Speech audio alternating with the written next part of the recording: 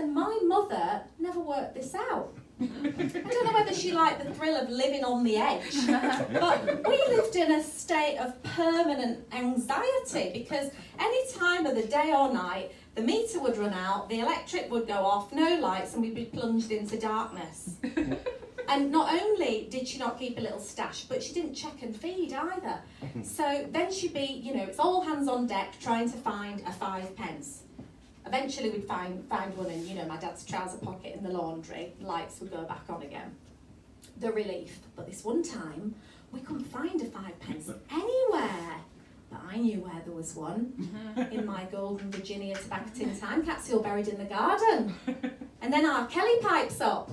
Marie's got one buried in the golden Virginia tobacco tin time capsule in the garden. So my mother marched me up to the garden at 9 o'clock at night and she made me dig it up, took out the 5 pence, and that's it, lights on. So I reburied the tin, and that tin is still there in a garden in Leeds. When it gets dug up by the time team in the next millennium, when everything has been wiped out, so don't keep anything real anymore, it's just all, on computer, and it'll all be gone in Armageddon, they'll dig it up and open up my tin and think that what was in fact the West Riding of Yorkshire was a land called Esso, ruled over by an emperor called Billy Bremner.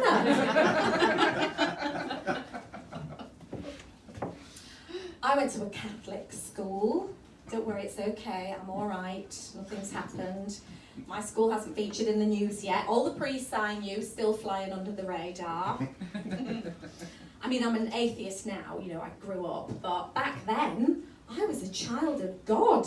I was gleaming and pure. I glowed with Catholic goodness. I had an aura around me like one of the Ready Brek kids. But I remember they told us at school that your soul is like a white cotton sheet, really best quality cotton. And every time you sinned, you got a spot of dirt on it. Your soul became filthy and dirty with sin, and the only way to clean it was by going to confession, Jesus' laundrette.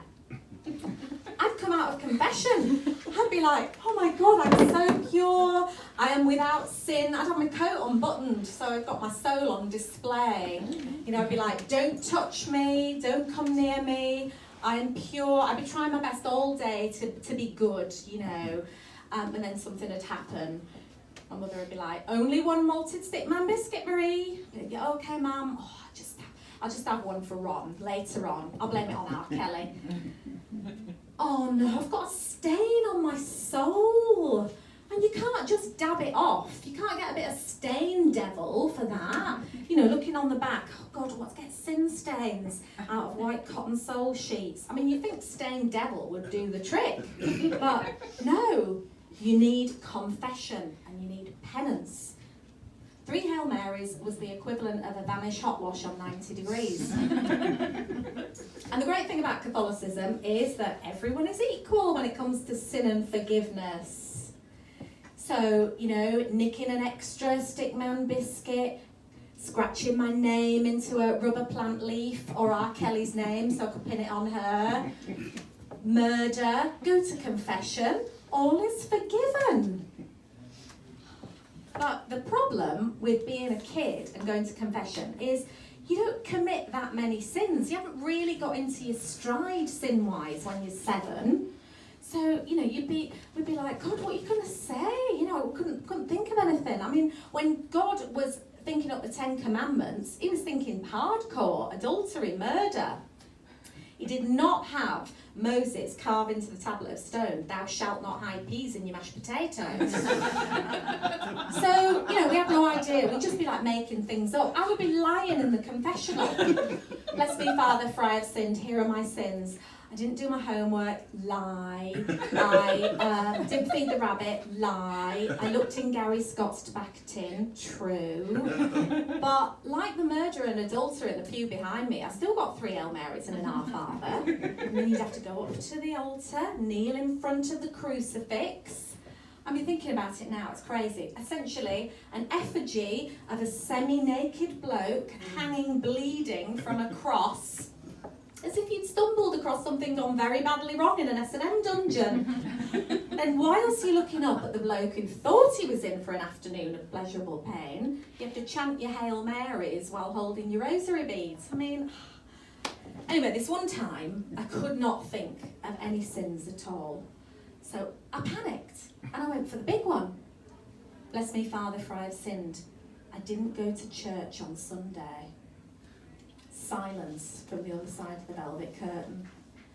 I had thought about saying I'd murdered R. Kelly, my sister, not the rapper, but at the last minute I'd swerved and gone nuclear. And, you know, in the hierarchy of sins, not going to church on Sunday, that's first degree. So I tried again.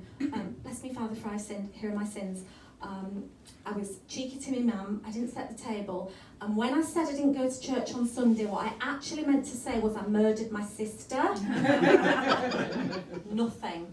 I thought, shit, I've killed a priest. I've shocked him with my confession.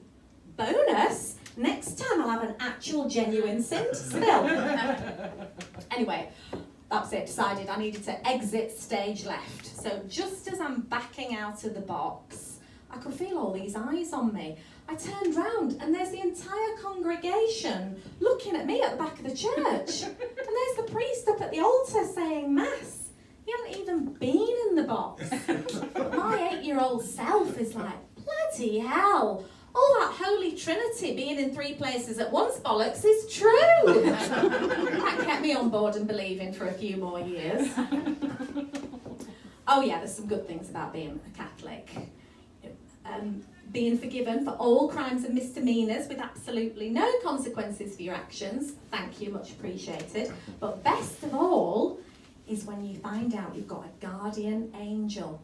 I still remember the first time I found this out at school. I was sitting on the mat at school, and that space between me and Kevin O'Donnell, really massive, silent lad, a bit like Lenny from Of Mice and Men, suddenly occupied by my own personal angel. It's a bit like when Whoopi Goldberg gets Patrick Swayze. Like, fantastic, I'm never alone again.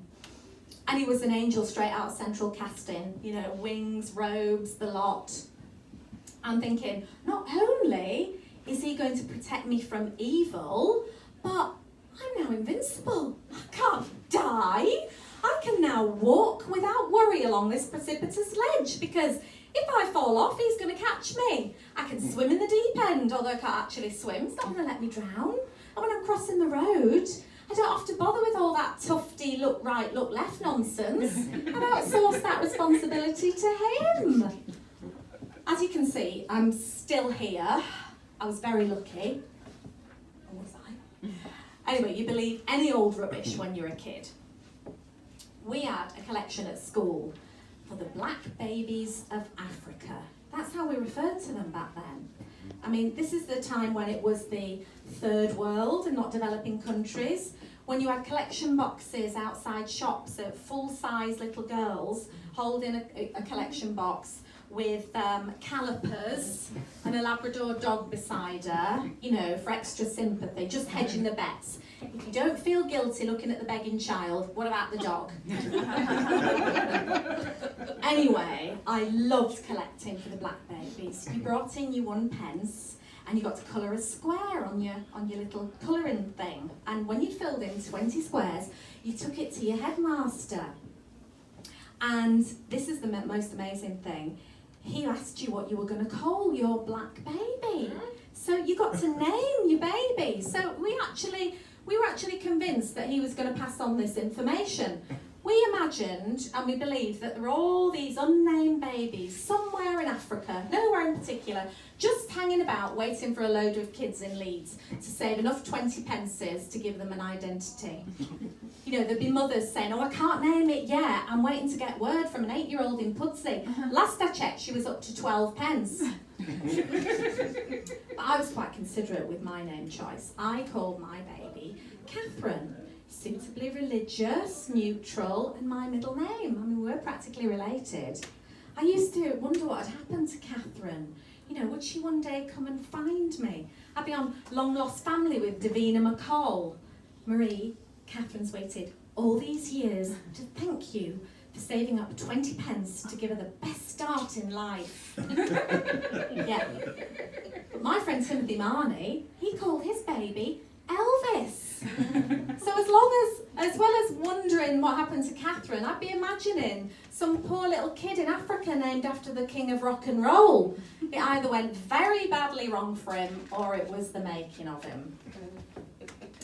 I went to a Catholic school because my mother is Irish. There's a lot I can tell you about my mother, but that's a whole other show or session in therapy.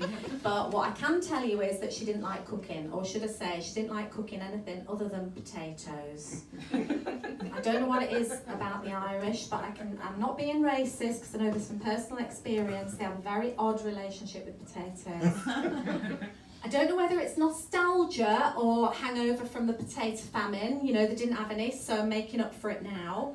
But I don't understand that whole potato famine thing. I mean, if they didn't have potatoes, couldn't they have thought a bit less spud-centric and eaten, I don't know, what do you get loads of when you live on an island? Fish.